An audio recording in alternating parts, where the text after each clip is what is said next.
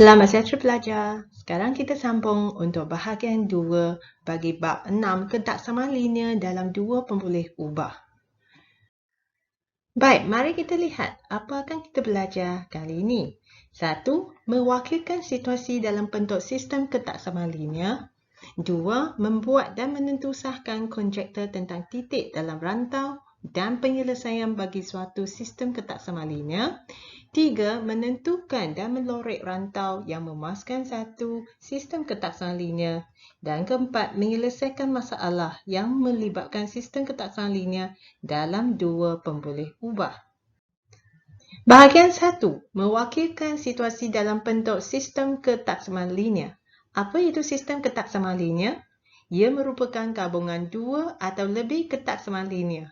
Mari kita lihat situasi yang pernah kita bincang.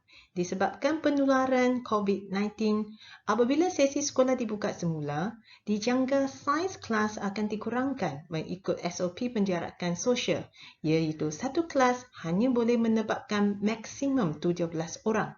Dan dengan menganggap bahawa Y merupakan bilangan pelajar lelaki, X merupakan bilangan pelajar perempuan, satu ketak sama linear, Y tambah X kurang daripada atau sama dengan 17 telah kita bentuk. Baik, seterusnya, selain itu didapati bilangan pelajar perempuan pada tahun semasa adalah melebihi bilangan pelajar lelaki. Maka ketak sama linear yang kedua iaitu X lebih daripada Y boleh kita bentuk. Jadi, semasa penempatan pelajar dalam satu kelas, kedua-dua faktor di atas perlu dipertimbangkan dan kedua-dua ketak sama linear dalam membentuk satu sistem ketak sama linear. Sekarang kita masuk bahagian kedua, membuat dan menentusahkan konjektor tentang titik dalam rantau dan penyelesaian bagi suatu sistem ketak sama linear. Mari kita lihat satu contoh.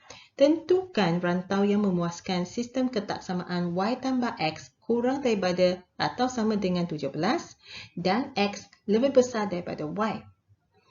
Jadi di sini, dua garis persamaan perlu dilukis, iaitu satu, garis padu untuk persamaan Y tambah X sama dengan 17 dan kedua, garis sempang untuk persamaan X sama dengan Y.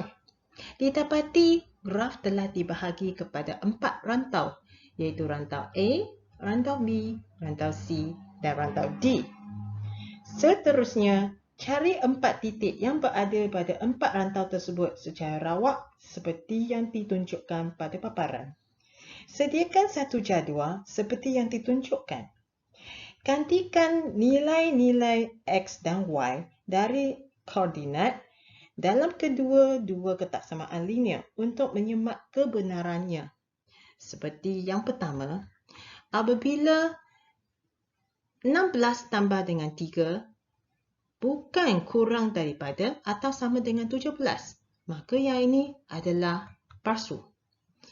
Untuk yang kedua, 3 lebih besar daripada 16 juga merupakan pernyataan yang palsu. Jadi jalankan tindakan yang sama untuk titik B, C dan D.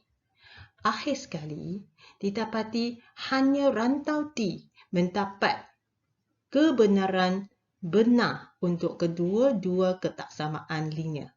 Jadi rantau D memuaskan kedua-dua ketaksamaan Y tambah X kurang daripada 17 dan X lebih besar daripada Y. Baik, sebenarnya soalan ini boleh diselesaikan melalui cara kedua, iaitu dengan semak panduan yang pernah kita belajar tentang ketaksamaan linear. Baik, untuk ketaksamaan yang pertama, ia dapat diubah sesuaikan jadi Y kurang daripada atau sama dengan negatif X tambah 17.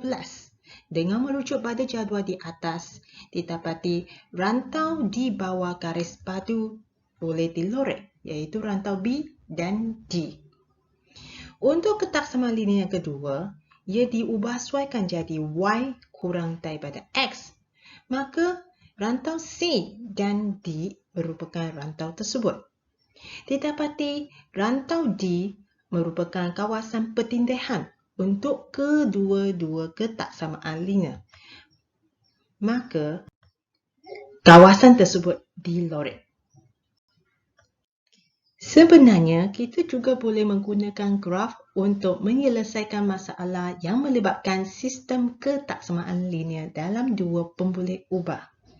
Kita masih rujuk pada situasi yang sama. Jadi, soalan adalah sedemikian. Berapakah bilangan maksimum pelajar lelaki dan pelajar perempuan dapat ditempatkan dalam satu kelas? Jadi, merujuk pada graf, didapati rantau yang dikelilingi oleh garis merah merupakan rantau yang memuaskan kedua-dua ketaksamaan linear seperti yang pernah kita bincang. Jadi, titik yang paling tinggi iaitu titik 98 merupakan jawapannya. Jadi, bilangan maksimum pelajar lelaki ialah 8 orang dan bilangan maksimum pelajar perempuan ialah 9 orang. Boleh ditempatkan dalam satu kelas. Di sini kita sudah habiskan perbincangan untuk topik ini.